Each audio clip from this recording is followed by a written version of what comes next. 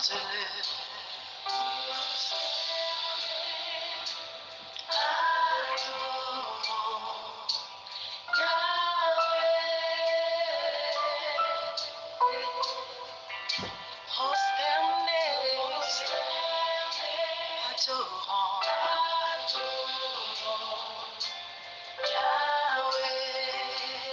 Maintenant on va dire les mains levées. Les mains levées, adorons Yahweh, Yahweh. Oh, les mains levées. Les mains levées, adorons Yahweh, Yahweh. Encore, les mains levées.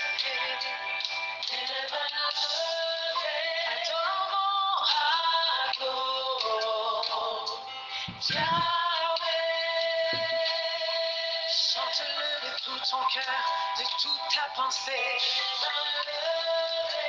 Adorons Yahweh. Oh, Yahweh. Yahweh. Yahweh. Oh, chante-le.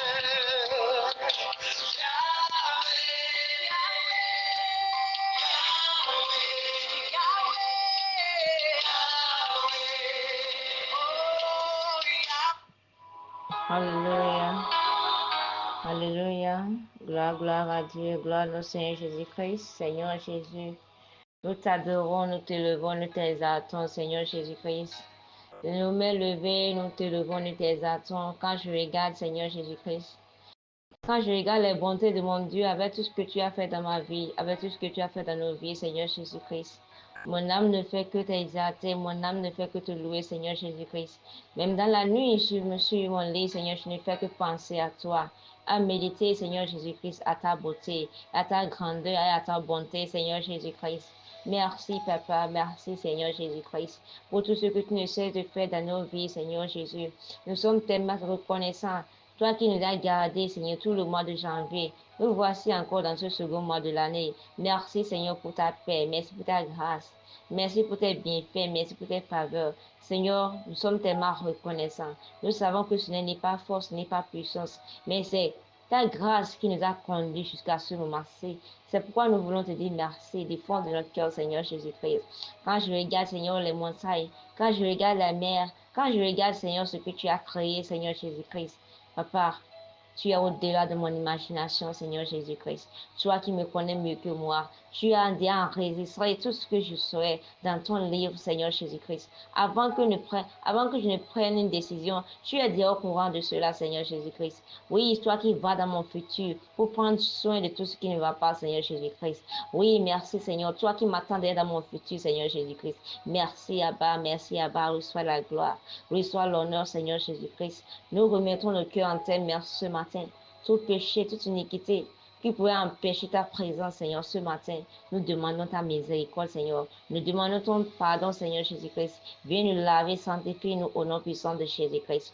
Saint-Esprit, nous t'invitons. Soit tu es le rabbi, tu es l'enseignant par excellence. Viens nous enseigner, viens prier pour nous, viens prier à travers nous au nom puissant de Jésus-Christ. Merci, Saint-Esprit de Dieu. Au nom puissant de Jésus-Christ, nous avons prié. Gloire à Dieu. Nous avons adoré le Seigneur. Amen. Shalom, chers frères et sœurs. Et je nous souhaite un très bon début de mois de février.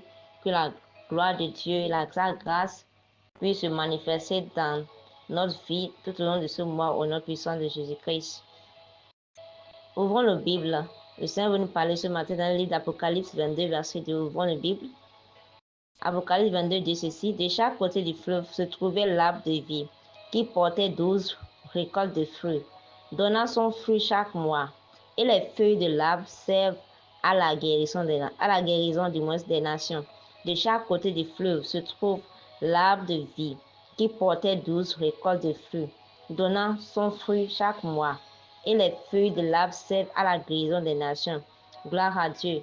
Et nous allons voir que c'est vraiment, quand on parle le livre d'Apocalypse en général, c'est un livre que beaucoup d'enfants de Dieu n'aiment pas lire à cause de beaucoup de choses qui sont tellement dans ce livre.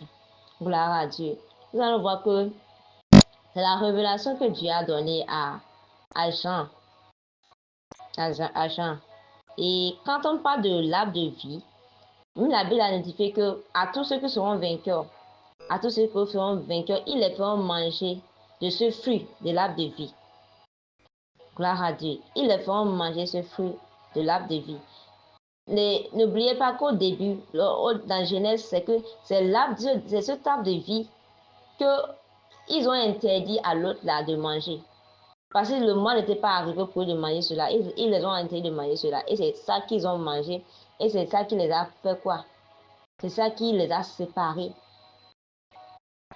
et a amené le péché. Maintenant, dans le livre d'Apocalypse, on est dit que celui qui vaincra toutes les persécutions, tous les problèmes de ce monde, on le fera manger de ce fruit. Ce fruit dont on parle, c'est quoi? C'est quoi? C'est la vie pour toujours avec Jésus. La vie éternelle avec Jésus. Et cette vie éternelle, c'est quoi? Quand on parle de la vie éternelle, c'est quoi?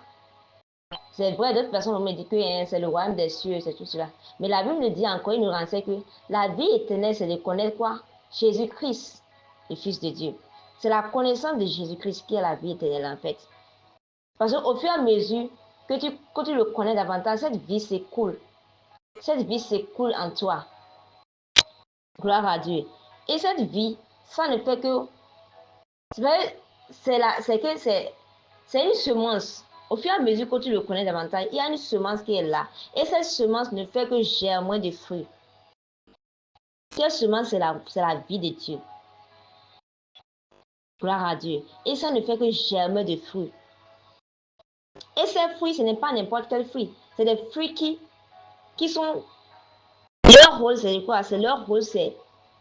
Ça sert à la guérison divine. Quand on parle de la guérison, c'est pas seulement pour ceux qui sont malades physiquement.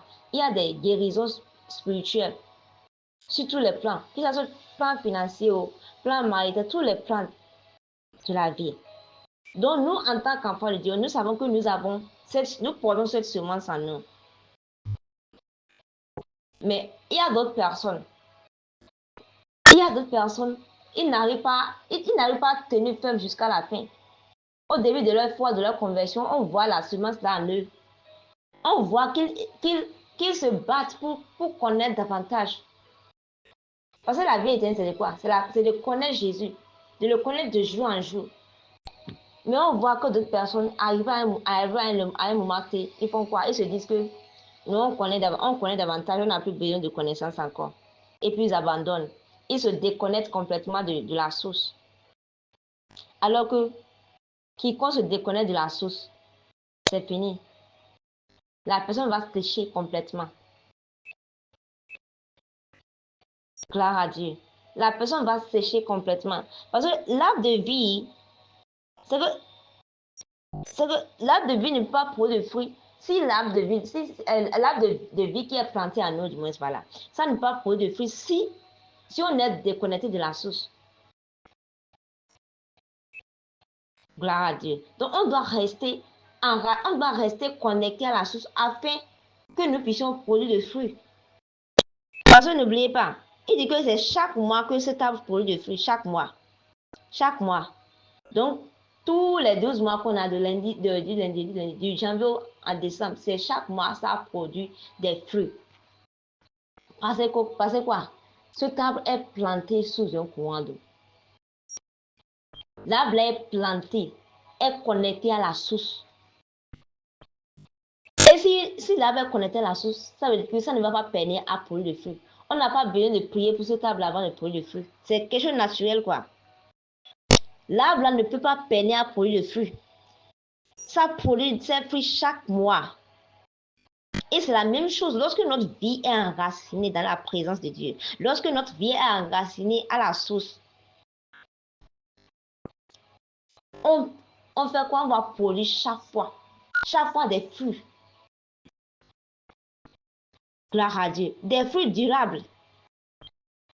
Des fruits qui vont servir Des fruits qui vont servir à la guérison des autres. C'est que c'est une source qui va, c'est que c'est une source qui va, ça coule de nous pour aller chez les autres. Ça se répand à travers nous sur les autres. Gloire à Dieu. C'est que c'est comme on verse de l'huile sur toi et puis ça se traverse pour aller chez les autres. C'est comme ça. Lorsqu'on se laisse enraciner, c'est comme ça. On devient une source de bénédiction pour les autres. Mais seulement si nous sommes connectés. Alors mon frère, ma soeur, peu importe ce que tu vas faire dans ce mois de février, ne te déconnecte pas de la source. Ne te dis pas que tu connais déjà et que tu n'as même plus besoin de conseils. Tu n'as plus besoin de dire, oh Dieu, moi, la Bible, là, moi, je connais. Je connais la Bible de A à Z. J'ai de Apocalypse, de Genèse à Apocalypse, j'ai déjà tout lu. Mon frère, ma soeur, il y a des passages bibliques, tu vas lire ça même. Tu vas lire ça dans une heure. Reprends encore. La révélation que tu auras encore de ce même verset, ce n'est plus la même chose. Parce que la Bible, ce n'est pas un roman. Pour un roman, c'est la même compréhension parce que l'auteur veut véhiculer un message dans son livre. Et c'est la même compréhension que tu auras. Mais la Bible n'est pas un livre, et comment dirais-je, un livre, comment que tu vas seulement lire pour lire. Non, c'est un livre spirituel et c'est inspiré de Dieu pour instruire, pour guérir, pour libérer. Alors ne lis pas ça comme tout autre livre. Ne te dis pas que tu connais tout. À chaque fois, va à la source. Enracine-toi. Ne te déconnecte pas de la source. Ne sois pas comme ce poisson curieux qui sort de l'eau. Il va se faire pécher. Alors, mon frère, ma soeur, connecte-toi à la source, peu importe ce que tu traverses. Parce qu'il y a une chose, c'est ceux qui vaincront. Gloire à Dieu. C'est ceux qui vaincront. Parce qu'il y a une chose que tu dois savoir. On est dans les derniers temps et beaucoup de choses se passent. C'est ceux qui vont tenir jusqu'à la fin. On voit beaucoup de choses se passer. Les hommes de Dieu qui ont bien commencé, qui ont commencé avec la sainte doctrine, aujourd'hui, ils sont tombés. Aujourd'hui, on n'entend même plus parler d'eux. Gloire à Dieu. Ceux qui vaincront, ceux qui iront jusqu'au bout. Est-ce que toi, tu vas demeurer ferme? Est-ce que moi, je vais demeurer ferme? Que le Seigneur nous aide. À chaque fois, on doit demander la grâce. Parce qu'on est dans un monde qui est rempli de toutes choses. Les doctrines, les enseignements de gauche à droite. C'est pourquoi on a besoin d'être connecté à la source. On est dans un monde méchant où les gens cherchent chaque fois à ne pêcher comme le poisson. Oui, les gens voient la pêche la plupart des temps. C'est comme ça aussi. Le diable est là. Le diable est à la pêche. Il est en train de pêcher les enfants de Dieu. Si toi, tu es un enfant de Dieu curieux, tu dis que je veux aussi goûter à ce qui se passe dehors. T'inquiète. Si tu es capturé par la maison du diable, je prie que ça ne soit pas ton partage au nom puissant de Jésus-Christ. Alors, il est important pour nous de demeurer ferme afin que nous puissions être une source de bénédiction aux autres.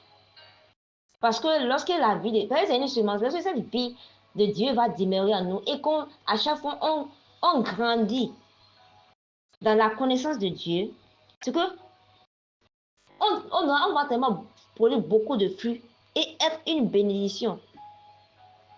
Tu n'as pas remarqué que quand il y a l'arbre qui a beaucoup de fruits, les gens sont là, il y a des arbres là, ils ont tellement beaucoup de feuillage. Et puis c'est de l'ombrage aux gens, les gens sont là. Et encore, ça c'est de l'ombrage. Il y a encore les fruits qui sont là. Les gens peuvent manger de son fruit. Les gens utilisent ça, les écorces pour les guérisons. Les gens utilisent la racine pour les guérisons. Même les feuilles pour la guérison. Il faut regarder de ce même arbre. Les fruits sont là. Les gens vont manger. D'autres vont vendre. Ça, c'est source de bénédiction. Les feuilles sont là. D'autres utilisent ça pour beaucoup de choses. Les racines. Les écorces. C'est ce que le Seigneur veut qu'on soit. Une source de bénédiction aux autres. Mais on ne peut pas être une source de bénédiction si nous-mêmes on refuse de rester à la source. Si on refuse de rester connecté à la source. Si on veut s'exposer déjà, que c'est nous qu'on connaît tout, on refuse de rester là pour être bien enraciné. On veut, avec le peu qu'on connaît, on veut dire que c'est nous qu'on connaît tout. Et puis c'est comme ça, on se fait pécher par le diable. Que le Seigneur nous aide.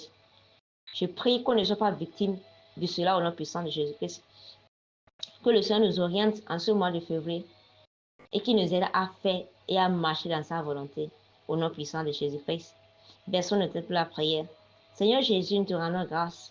Nous te disons merci. Merci parce que tu es l'alpha et l'oméga. Tu es le commencement et la fin. Tu nous connais mieux que nous. Tu sais de quelle substance on est fait, Seigneur Jésus-Christ. Il n'y a rien de caché dans notre vie. Tu nous connais mieux que nous-mêmes, Seigneur Jésus-Christ. Nous prions ce matin, Seigneur. Nous prions, Seigneur, que tu puisses nous planter près de ton fleuve, Seigneur Jésus-Christ, afin que notre vie puisse porter de bons fruits au nom puissant de Jésus-Christ. Et s'il y a une chose qui est en nous, qui empêche la vie qui est en nous de se manifester, nous demandons, Seigneur, de les enlever maintenant au nom puissant de Jésus-Christ. Toute semence satanique, diabolique, nous ordonnons maintenant qu'elle soit déracinée au nom puissant de Jésus-Christ. La Bible déclare que toute semence que mon Père n'a pas semée doit être déracinée. C'est pourquoi j'ordonne maintenant, dans la vie de tout un chacun de nous, que toute semence satanique, diabolique, qui est là, qui empêche la semence de Dieu en nous de germer, j'ordonne que toutes ces semences-là soient déracinées et mises au feu maintenant au nom puissant de Jésus-Christ. Oui, je prie que le sang de Jésus maintenant, le sang de Jésus commence par couler en nous maintenant au nom puissant de Jésus-Christ. Que la semence de Dieu commence par germer en nous maintenant au nom puissant de Jésus-Christ de Nazareth. Seigneur, nous demandons que ta grâce se répande dans notre vie au nom puissant de Jésus-Christ. Alors que nous voulons demeurer en toi, parce que tu as dit, demeurez en moi et vous allez produire beaucoup de fruits. Nous recevons la grâce de demeurer en toi afin de pouvoir produire des fruits, les fruits dignes au nom puissant de Jésus-Christ. Seigneur, utilise-nous comme une source de bénédiction pour notre génération, Seigneur Jésus-Christ. À travers nous, que les gens puissent recevoir la guérison. À travers nous, que les vies puissent être touchées, Seigneur. À travers nous, Seigneur Jésus-Christ, que les gens puissent venir à Christ. À travers nous, Seigneur Jésus-Christ. Oui, que les situations soient réglées, Seigneur. Tu as fait de nous la lumière. Seigneur, accorde-nous la grâce que partout où nous serons, Seigneur Jésus-Christ. Que la lumière en nous puisse jaillir au nom puissant de Jésus-Christ. Oui, Seigneur, fais de nous des personnes qui apportent la solution partout où nous sommes au nom puissant de Jésus-Christ. Seigneur, nous remettons cette journée en tes mains. Bénis cette journée pour nous, dans nos allées, dans nos retours, Seigneur Jésus-Christ. Tout programme que l'ennemi a fait contre cette journée soit nul et sans effet. Seigneur Jésus, nous demandons encore ta grâce. Ta grâce, Seigneur, ta miséricorde. Fais-nous miséricorde, Seigneur. Parmi les gens qui vont recevoir ta miséricorde, Seigneur, que nous sommes parmi ces personnes ce matin au nom puissant de Jésus. Seigneur, agis encore. Agis encore. Nous déclarons ce matin que nous sommes plantés dans ta présence. Nous portons du fruit en toute saison et la guérison se répandra dans notre vie au nom puissant de Jésus-Christ. Ainsi soit-il, au nom puissant de Jésus-Christ. Nous avons prié et nous sommes exaucés. Amen. Excellente journée à chacun de tous et shalom.